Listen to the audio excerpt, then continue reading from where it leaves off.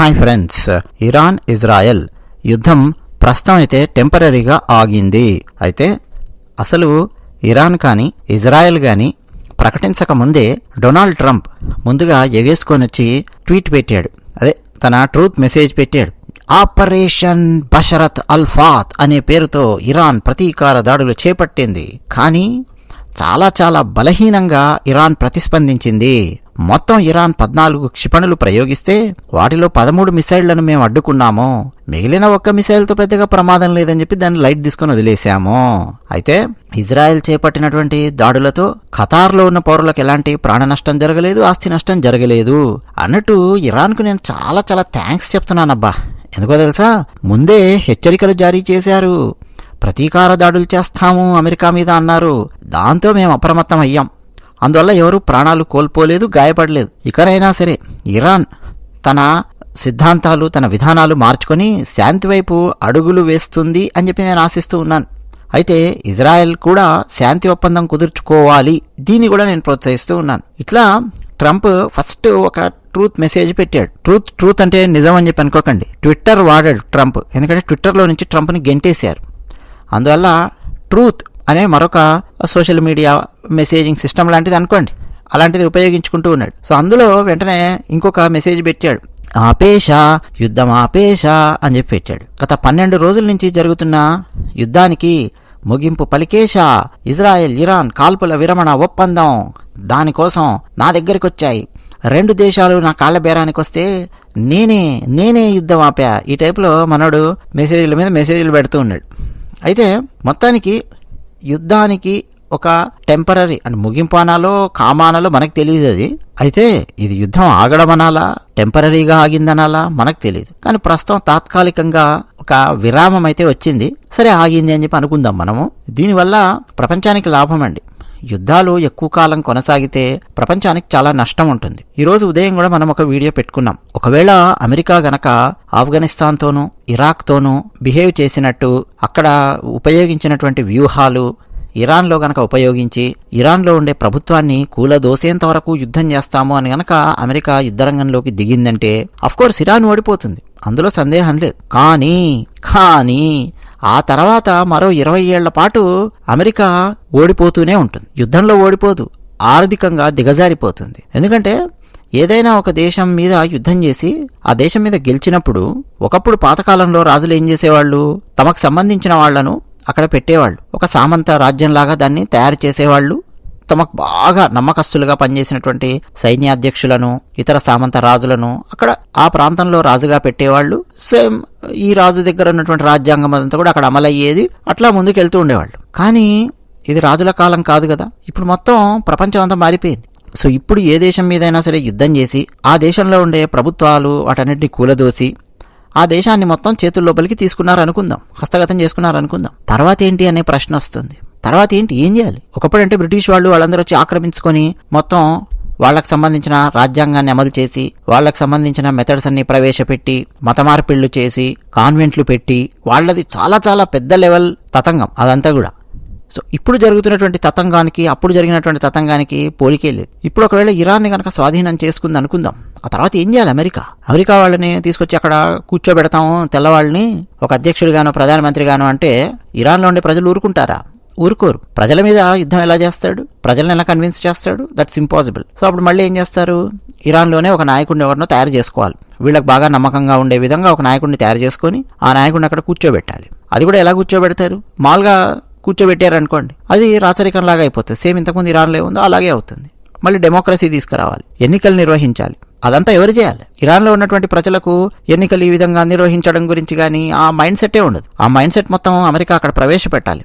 ఒక రాజ్యాంగాన్ని తయారు చేయాలి. ఆ దేశాన్ని మళ్ళీ బాగు చేసే ప్రయత్నం చేయాలి. లేకపోతే ఆ దేశంలో ఏర్పడే కల్లోలాలు అవన్నీ ఏం చేస్తాయంటే రకరకాల గుంపులు అవన్నీ తయారయ్యి చుట్టుపక్కల దేశాలలో ఉండే అమెరికన్ సైన్యాల మీద దాడులు చేయడాలు, నెక్స్ట్ అమెరికా లోపలికి వెళ్ళి ఎట్లా దాడులు చేయాలని చెప్పి ఆలోచించడాలు, అమెరికాకు స్నేహితుడుగా ఉన్నటువంటి యూకే మీదకి వెళ్ళి దాడులు చేయడాలు, ఇజ్రాయెల్ దగ్గరికి వెళ్ళి మళ్ళీ దాడులు చేయడాలు, ఇదే నడుస్తూ ఉంటుంది. సో అవన్నీ జరగకుండా ఉండాలంటే మళ్ళీ ఆ ఇరాన్ దేశాన్ని ఒక శాంతి పదం లోపలికి నడిపించే డైరెక్షన్లో తీసుకెళ్లాలంటే మళ్ళీ ఒక 10 ఏళ్ళు 15 ఏళ్ళు 20 ఏళ్ళు అమెరికా అక్కడ ఉండి బిలియన్ల కొద్దీ ట్రిలియన్ల కొద్దీ అందాం డాలర్ల డబ్బు తీసుకొని వచ్చి, అమెరికన్ ట్యాక్స్ పేయర్స్ డబ్బు తీసుకొచ్చి ఇరాన్లో పోసి, సేమ్ ఆఫ్ఘనిస్తాన్లో చేసినట్టు అక్కడేదో ఇరాన్లో మొత్తం మళ్ళా ఒక కొత్త పరిపాలనా వ్యవస్థ, కొత్త విధానాలు అన్ని తీసుకొచ్చి ఎన్ని చెయ్యాలి. అవన్నీ చేయాలంటే మళ్ళా అమెరికన్ సైన్యాన్ని ఇరాన్లో డిప్లాయ్ చేయాల్సినటువంటి అవసరం ఉంటుంది, విస్తృతంగా డిప్లాయ్ చేయాల్సినటువంటి అవసరం ఉంటుంది. మనం 10-15 రోజుల క్రితమే అమెరికా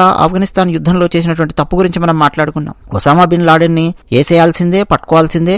ఆ ఒసామా బిన్ లాడెన్ ఎందులో అయితే ఉన్నాడో ఆ సంస్థను మొత్తం నామరూపాలు లేకుండా చేసేయాల్సిందే. ఎందుకంటే అమెరికా మీదకి వెళ్ళారు కాబట్టి వాళ్ళు అమెరికా మీదకి వెళ్ళి ఆ 2 భవనాలను కూల్చేశారు, అమెరికా సెక్యూరిటీని ఛాలెంజ్ చేశారు. కాబట్టి డెఫినెట్గా అండి ఒసామా బిన్ లాడెన్ని, ఆయన పనిచేసినటువంటి ఆ సంస్థను మొత్తం లేపేయాల్సిందే, నిర్వీర్యం చేయాల్సిందే. దానికోసం అని చెప్పి అమెరికా ఏం చేసింది, అతన్ని వెతకడం కోసము అన్నట్టుగా వెళ్ళి ఆఫ్ఘనిస్తాన్ లోపలికి వెళ్ళి తొందరగానే ఆఫ్ఘనిస్తాన్ను హస్తగతం చేసుకుంది. ఎందుకంటే అమెరికా దగ్గర ఉన్నటువంటి సైనిక సంపత్తితో పోరాడగలిగేంత సామర్థ్యం ఆఫ్ఘనిస్తాన్లో ఉండే తాలిబాన్లకు లేదు, ఎవరికి లేదు. సో డెఫినెట్గా అక్కడికి వెళ్ళి పట్టుకుంది. కానీ ఆ తర్వాత ఏం చేయాలి, ఆ దేశాన్ని అలాగే వదిలేసి వెళ్ళిపోయింది అనుకోండి, అంతర్జాతీయంగా రకరకాల సమస్యలు, ఒత్తిళ్లు చాలా చాలా ఎదుర్కోవాలి. ఆ దేశాన్ని బాగు చేద్దాము అని చెప్పి కూర్చుంది. 20 ఏళ్ళు ఫుల్ డబ్బులు తీసుకెళ్లి పోసి పోసి పోసి పోసి అమెరికన్ సైనికులను డిప్లాయ్ చేసి ఫుల్ ఖర్చు పెట్టి ఏం సాధించింది లాస్ట్కు అంటే ఆ దేశాన్ని ఏమి చేయలేకపోయింది. ఇప్పుడు ఆ దేశం పరిస్థితి ఏంటో తెలుసా, ఎంత దారుణం అంటే ఆఫ్ఘనిస్తాన్ పరిస్థితి.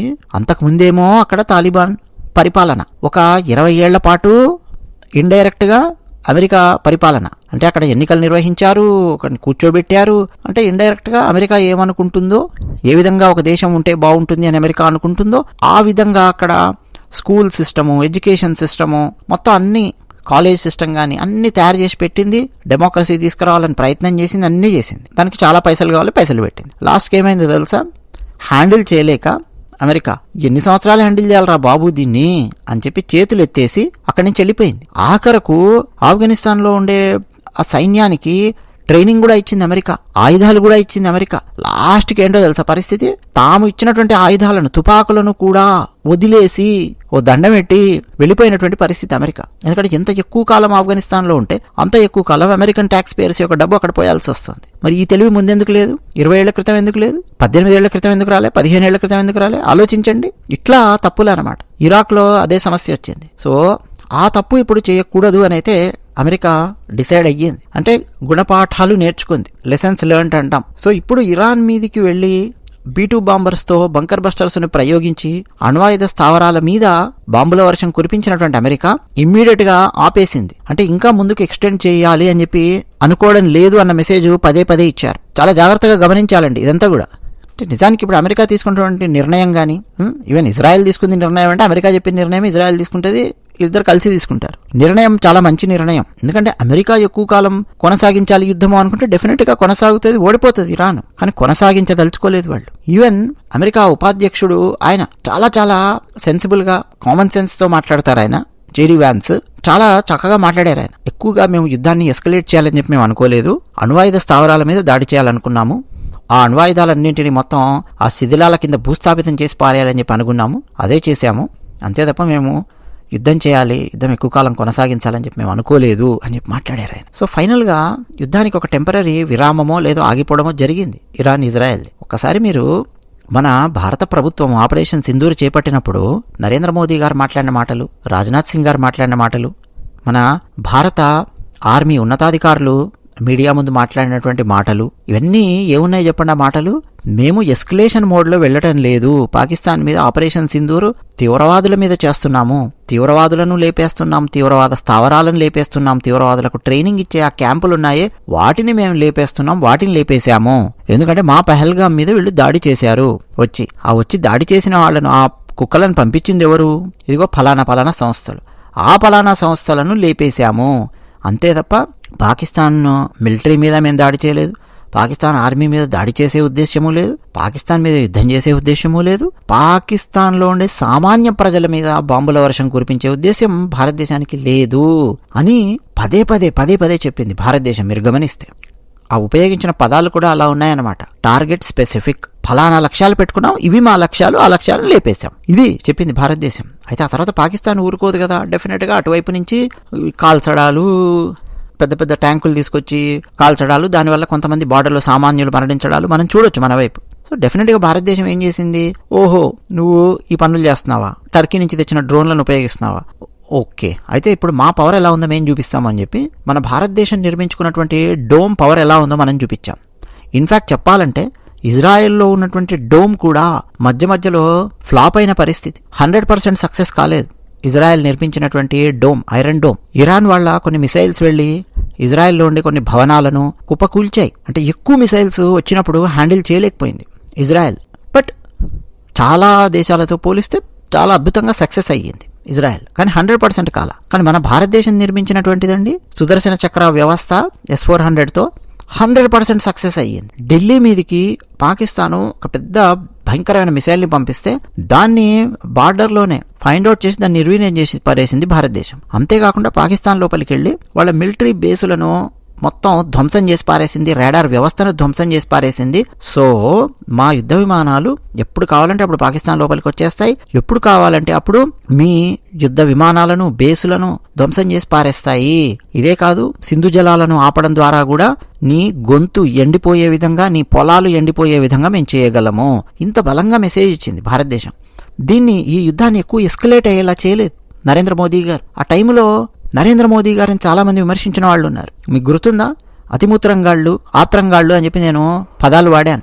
ఆ పదాలు వాడినందుకు కూడా కొంతమంది ఫీల్ అయిన వాళ్ళు ఉన్నారు. ఎందుకంటే ఆత్రంగాళ్ళు, అతిమూత్రంగాళ్ళు కాబట్టి యుద్ధమాపేడ ఇంకా చేయాలి, పాకిస్తాన్ కొట్టాలి, బెలూచిస్తాన్ డివైడ్ చేయాలి, పిఓకే తేవాలి, అది చేయాలి, ఇది చేయాలి, ఇవన్నమాట జనాలు మాట్లాడేది. అకస్మాత్తుగా వెళ్ళి వితౌట్ ప్లానింగ్ ఎవరు చేయరండి యుద్ధం. ఇప్పుడు అమెరికా B-2 బాంబర్లని ప్రయోగించింది అని చూసాం కదా. ఇప్పటికిప్పుడు తీసుకున్న నిర్ణయం కాదు, ఈ 10-12 రోజుల్లో అమెరికా తీసుకున్నటువంటి నిర్ణయం కాదు అది. దీనికి ముందు నుంచే, 1 సంవత్సరన్నర ముందు నుంచే ఎక్సర్సైజ్ అనేది జరుగుతోంది అని చెప్పి వాళ్ళు చెప్తూ ఉన్నారు. సో ఒక చిన్న ఆపరేషన్కే ఇంత పెద్ద ఎక్సర్సైజ్ అనేది చేసుకుంటూ వస్తున్నారు చూడండి. పెద్ద యుద్ధం చేయాలి, లాంగ్ టర్మ్ యుద్ధాలు చేయాలి అని అంటే దానికి చాలా పెద్ద ప్లానింగ్ ఉండాలి. భారతదేశంలో చాలా ఇంధనాన్ని, పెట్రోల్ని సిద్ధం చేసి పెట్టుకోవాలి. పెట్రోల్ ధర ఒకవేళ 300 రూపాయలు లీటర్ వెళ్ళినా సరే జనాలందరూ భారతదేశంలో మద్దతు ఇచ్చే విధంగా ఉండాలి. అప్పుడు అలాంటి సిచ్యువేషన్లో యుద్ధం చేయగలుగుతారు ఫుల్ ఫ్లెడ్జ్గా. లేకపోతే ఈ రోజుల్లో అండి 60s, 70s, 80s అప్పుడు రోజుల్లాగా యుద్ధాలు ఎక్కువ కాలం కొనసాగించారు అని అంటే ఏ దేశం అయితే యుద్ధంలో ఎక్కువ కాలం ఉంటుందో ఆ దేశం నాశనం అవుతుంది. కేవలం ఓడిపోయే దేశం మాత్రమే కాదు. నేను అందుకే ఇంతకుముందు మీకు ఆఫ్ఘనిస్తాన్ ఎగ్జాంపుల్ చెప్పాను. అమెరికా తీసుకున్నటువంటి నిర్ణయం అండి చాలా మంచి నిర్ణయం, పర్ఫెక్ట్ నిర్ణయం తీసుకుంది అమెరికా. యుద్ధం ఎక్కువ కాలం కొనసాగించకూడదు అని. ఆ విషయాన్ని సరే ఇజ్రాయెల్కు, ఇరాన్కు చెప్పిందో లేకపోతే ఇరానే ముందుకొచ్చిందా, ఇజ్రాయెల్ ముందుకొచ్చిందా మనకు తెలియదు. ఎవరికి వాళ్ళు తమకు తామే క్రెడిట్ తీసుకుంటూ ఉంటారు, అది మనం గమనిస్తూ ఉన్నాం. ఆఖరకు నిజాన్ని కూడా తొక్కేసి తానే క్రెడిట్ తీసుకోవడానికి ముందుకొచ్చాడు డొనాల్డ్ ట్రంప్ భారత్ పాకిస్తాన్ విషయంలో.